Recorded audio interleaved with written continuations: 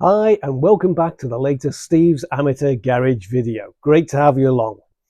Today I'm going to tell you a story, and it's of my 1967 Series 1 4.2 2+2 E-Type Jaguar. If you're all sitting comfortably, then I'll begin. So this story starts way back in the 70s. My father bought this E-Type. I think he bought it locally, and I seem to remember going on the test drive with him, where the gentleman took it down the dual carriageway, got up to a reasonable speed, put the brakes on, and sent me flying almost from the back seat straight to the front seat. But that's the first memory I have of this car. My dad bought it, and it must have been in the early 70s, so the car was probably about 5 years old when he first purchased it. He then used the car on a spurring basis. We'd go for holidays in it. He fitted a tow bar to the back of it, and we towed a caravan around for a few years. And I remember having some good holidays with it with my younger brother. We both fitted in the back seats then. And I can remember my father taking me to school, and that would be infant school in the early 70s. I was probably around about 10. And believe me, if you turned up to school in an E-Type Jaguar back in those days when everybody else was driving a Mini or a Wolseley or an Austin, then it was like arriving at school in a supercar. So having used the car for probably around about 5 years, my father, for whatever reason, the two, myself and my younger brother, were getting bigger, so we didn't really fit in the back seats.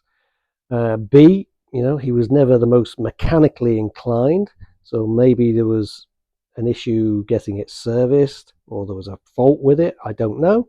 But either way, he just put it in his garage, took the bonnet off it, and then just left it there for probably 25 years.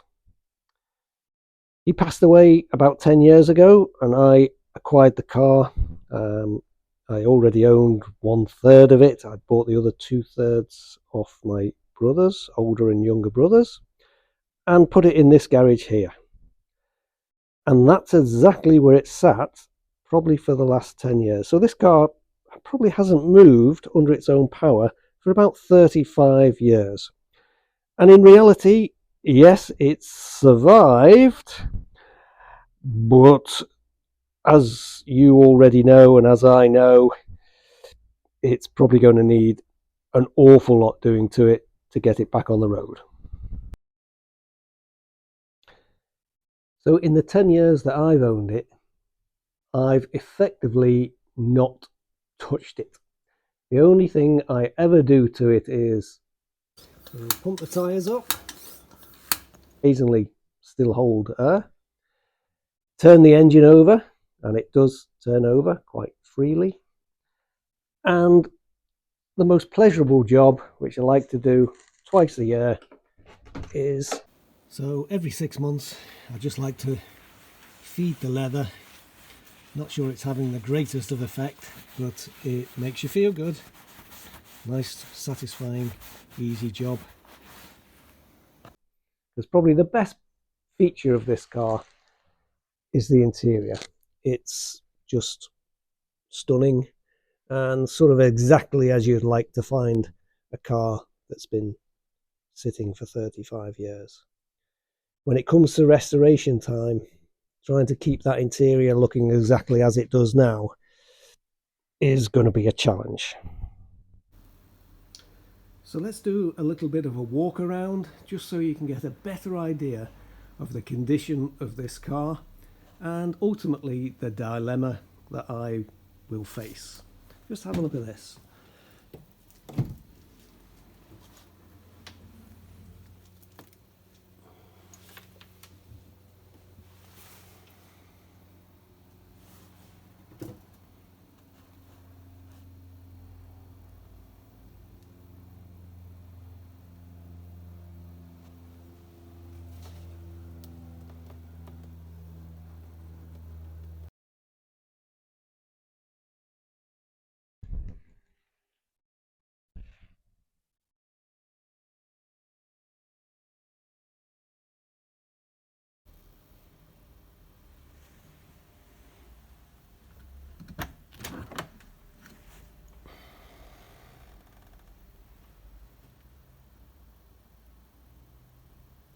Absolutely gorgeous.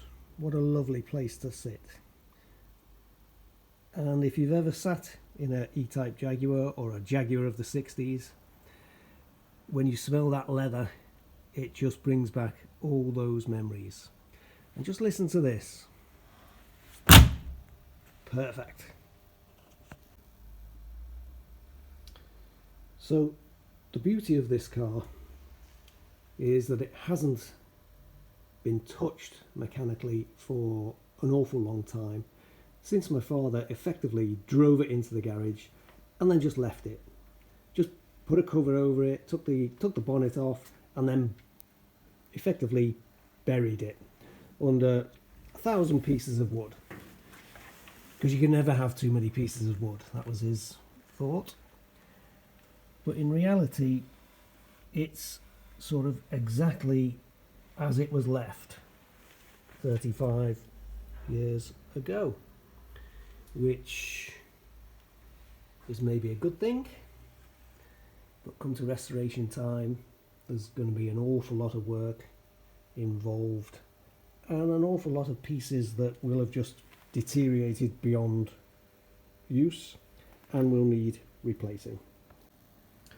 And of course the bodywork, which, let's face it, didn't have any rust protection on at all. It's all here. There's the original bonnet. My father purchased a brand new, which is now 35 years old, replacement bonnet, and you can see how the bodywork has held up over the years, but there's going to clearly be some work needed on the doors. It's got a few dints from storage in the garage where bikes and other things have knocked into it. The windscreen is cracked, unfortunately, here, so I need a new windscreen. Chrome work seems to have held up pretty well, but would you replace it and put new ones on? I don't know. Probably just polish up and go with it. Clearly there'll be some body work required here, and obviously once you start digging underneath, who knows what you're going to find. There's clearly going to be more needed under there. The sills miraculously look pretty good, but even so, once you start that work, it sort of, as we know, can become basically a whole restoration.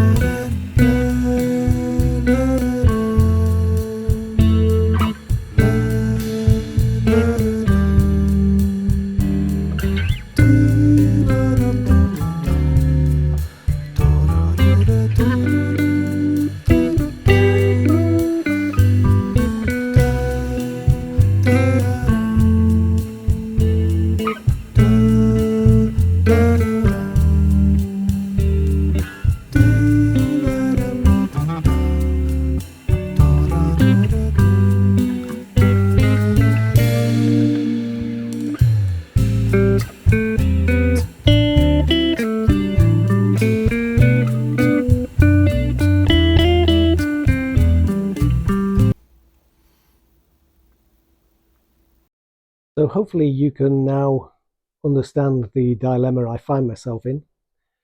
I sort of feel slightly hypocritical, having told my father all those years ago to sell it and buy a roadster because they'll always be more desirable. And I find myself in that position now. Do I just sell it and take the money, or do I invest some money and time and effort into it and rebuild it, get it back on the road? It'll probably be the last full restoration I ever do, and I would enjoy doing it, but do I want to spend 5 years, and it could turn out being 10 years doing it? I don't know at this stage. So what do you think, YouTube?